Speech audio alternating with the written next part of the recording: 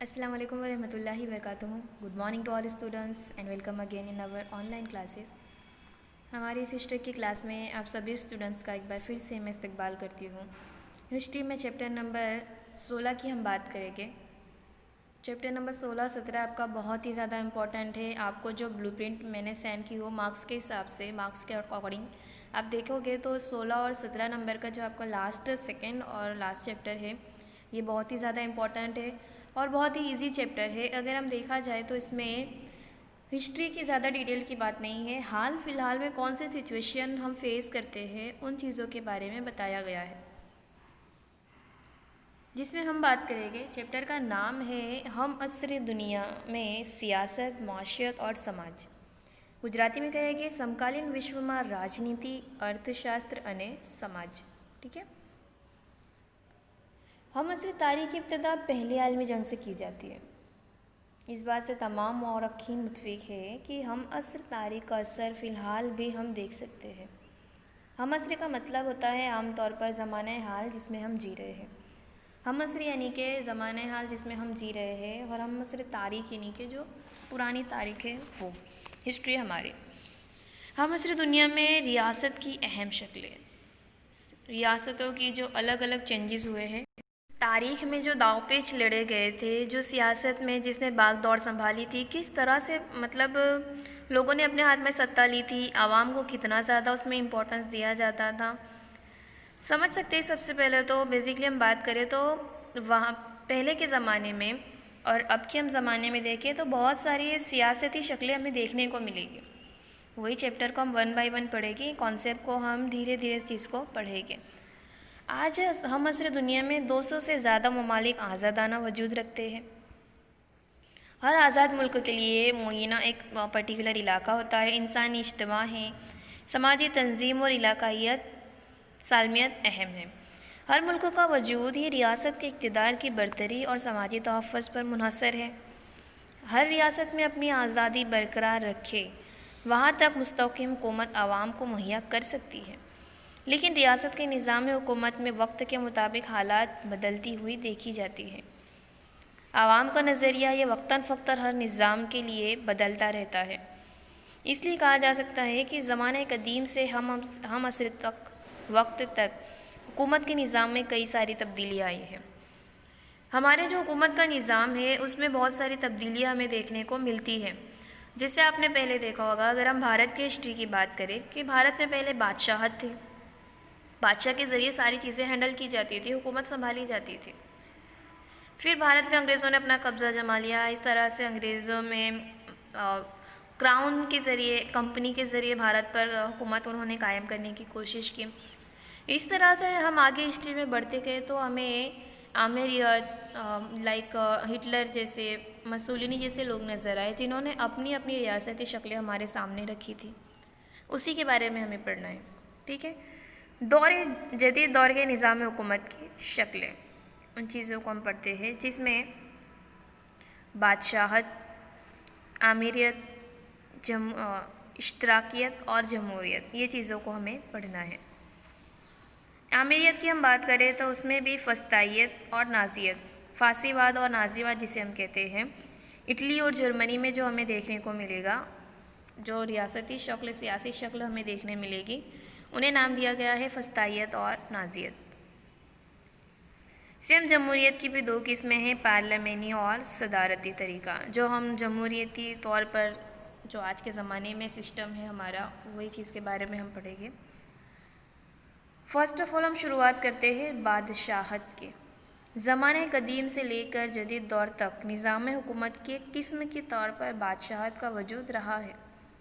बादशाहत का वजूद कब से रहा है? ज़माने कदीम से। ज़माने कदीम में ये चीज़ें बहुत ज़्यादा पॉपुलर थी। बादशाहत में निज़ाम हुकूमत के सदर के तौर पर राजा होता था और मौरूसी तरीके से हुकूमत के इख्तियारात मिलते थे। मौरूसी यानी कि अगर राजा का इंतकाल हो गया तो उसका बेटा ही बागडोर संभालेगा, उसका बेटा ही गद्दी पर बैठेगा। 4 बेटे हो, उनमें से जो बेटा राजा सबसे बड़ा बेटा हो वो मौरूसी तौर पर राजा के इख्तियारात, रियासत के इख्तियारात को हासिल करता था। मेन कौन होता था निज़ाम हुकूमत का? राजा ही सबसे ज़्यादा बड़ा होता था। कभी नेक राजा के दौर में आवाम को चंद हुकूक हासिल होते थे, मगर ज़्यादातर राजा बेलगाम खुद मुख्तियार होते थे। लेकिन जदीद दौर में बादशाह होने पर भी आवाम को हुकूक देने पड़ते हैं। अभी हम ऐसा नहीं कह सकते कि बादशाह नहीं है। आप देखो तो इंग्लैंड में क्राउन वगैरह के अभी भी मतलब सिस्टम चल रहा है, लेकिन इसका मतलब ये नहीं है कि पूरे हुकूक उन्हीं के पास है। आज के ज़माने में आवाम को हक़ तो देना लाजमी है, ठीक है, लेकिन हम बात कर रहे हैं पहले के ज़माने में। जो पहले के ज़माने में ये चीज़ें नहीं थी। राजा ही सबसे ज़्यादा बड़ा होता था। प्रजा, अगर राजा अच्छा हुआ, नेक राजा हुआ तो प्रजा खुश होती थी। अगर कोई राजा जिसमें काबिलियत ना हो और जो काबिल राजा हो उसके बाद वो अगर हुकूमत संभालता है तो वहाँ पर आवाम को परेशानी आती थी। हिस्ट्री में हमने सारी चीज़ें देख ली थी, यहाँ तक कि 11th में भी हमने अलग अलग बादशाह के बारे में पढ़ा था।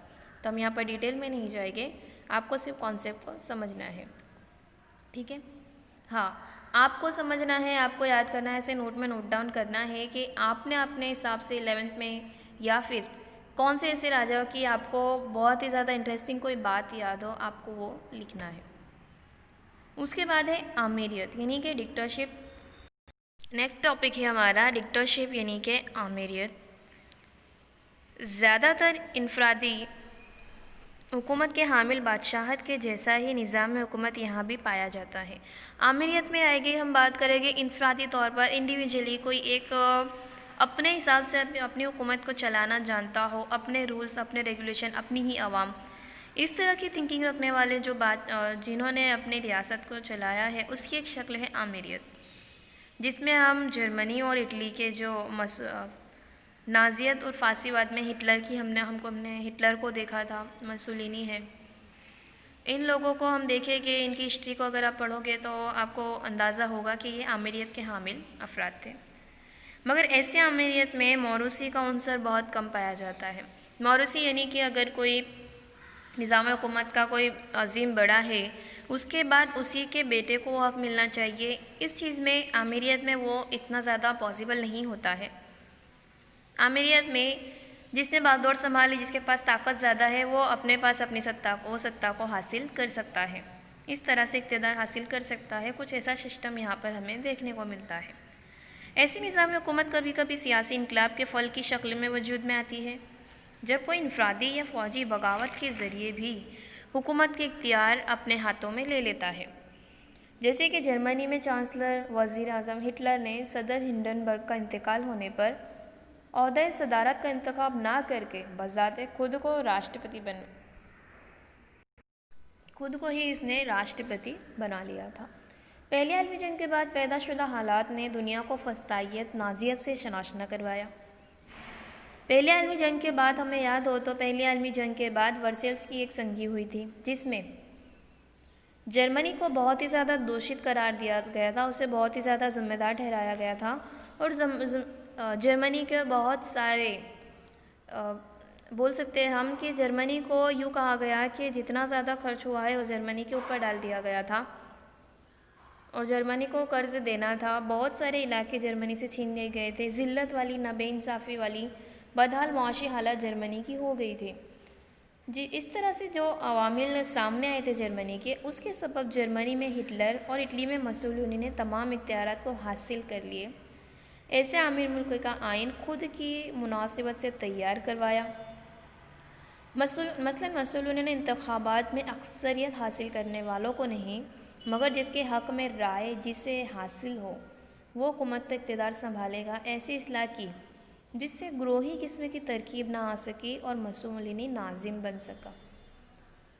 इसमें कहा जाता है ऐसे आमिरों को फ़ौज की हिमायत हासिल होती है और वो एक कायद, एक पार्टी, एक अवाम के प्रोग्राम के मातहत काम करते हैं।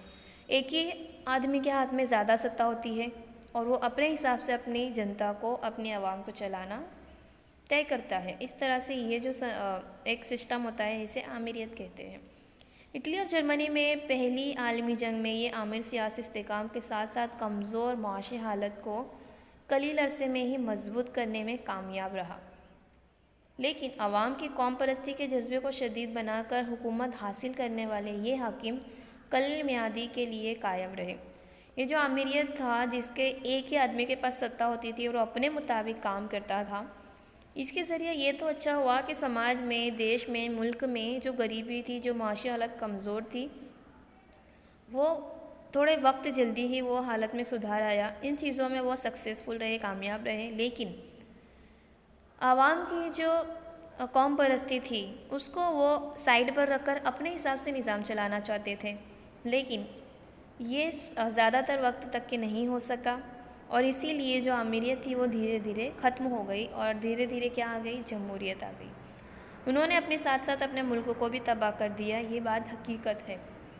जर्मनी की बात करें हम, या फिर हिटलर की बात करें, या फिर मसोलिनी की बात करें, इन लोगों ने जब आए तो थे ये बहुत ही छोटे तबके से, और इन्होंने अपनी बलबूते पर सियासत को कब्ज़ा किया, अपने हाथ में सियासत हासिल की और अपने हिसाब से मंसूबे बनाकर उन्होंने बहुत सारे चेंजेस भी किए। लेकिन जब ये हद से ज़्यादा महत्वाकांक्षी हो गए थे, बहुत ही ज़्यादा लालची हो गए थे, उसके बाद उन्होंने अपनी हुकूमत को तबाह भी कर दिया था। इसीलिए जितनी तेज़ी से ये हुकूमत बढ़ी थी, इतनी तेज़ी से ये ख़त्म भी हो गई थी। तो ये दो चीज़ें हमने पढ़ी आज, बादशाहत और आमिरियत। नेक्स्ट में हम पढ़ेंगे इश्तराकियत में क्या होता था, और जमहूरियत तो हम सब जानते ही हैं, उन्हीं चीज़ों के बारे में हम हिस्ट्री में पढ़ेंगे। ठीक है, थियरी को एक बार पढ़ लीजिएगा। Thank you.